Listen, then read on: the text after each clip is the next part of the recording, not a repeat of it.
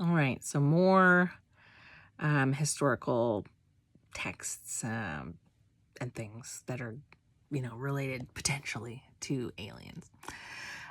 So there's also these Sanskrit documents, Mahabharata and Vimanas. It's very detailed. It's clearly like poetic, and so therefore people read that as symbolic, but it's incredibly specific. The text claims to describe Vimana construction, which details materials, propulsion concepts, and operational procedures in technical language.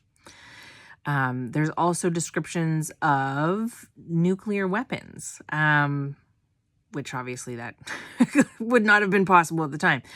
They barely had anything.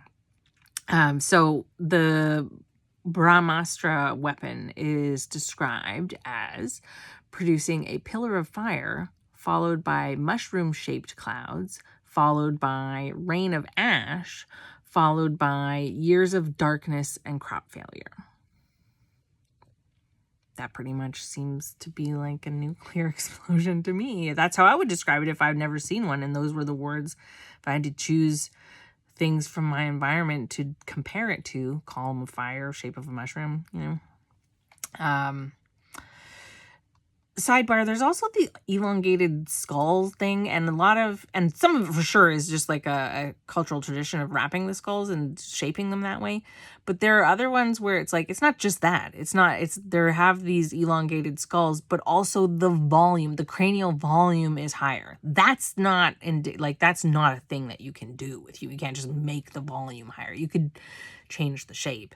But in addition to the volume differences, there are other differences like long spindly fingers and stuff like that. Anywho, back to the text. So there's also the Book of Ezekiel. He describes a wheeled craft descending from a storm cloud. 4 beings inside, each associated with a wheel within a wheel that moved in any direction without turning. The beings had 4 faces each and wings and appeared to be associated with fire and lightning. Some of the UFO videos that have come out, one in particular that I saw looked very much like a biblically accurate angel, right? If you take the description out of the Bible of what that angel is, it looks exactly like it. A whole bunch of eyes, it's all spinning. What else we got here? The Nazca lines in Peru. So these are geoglyphs. They're visible only from the air. These would have been like 200 BC. You can't see the air. You can't have an air perspective back then. But it depicts animals, plants, geometric patterns. It's across a huge area, 450 square kilometers. And it was made by removing surface stones to reveal like the earth, like the reddish earth underneath. Why make them only visible from altitude if you have no means of seeing that, no means of confirming if you've done it right, no audience for it, you know what I mean? The Book of Enoch, it's not standard biblical canon, but it's a biblical text. It's just suppressed. So it has a group called the Watchers, which again, beings who came down from the sky, took human women as mates, produced offspring called the Nephilim, who were giants, and who taught humanity forbidden knowledge, including metallurgy, cosmetics, astronomy, and warfare. The Watchers are described as teaching specific technical skills, how to work metal, how to make weapons, how to read celestial signs. And then that disrupted the natural order of human development.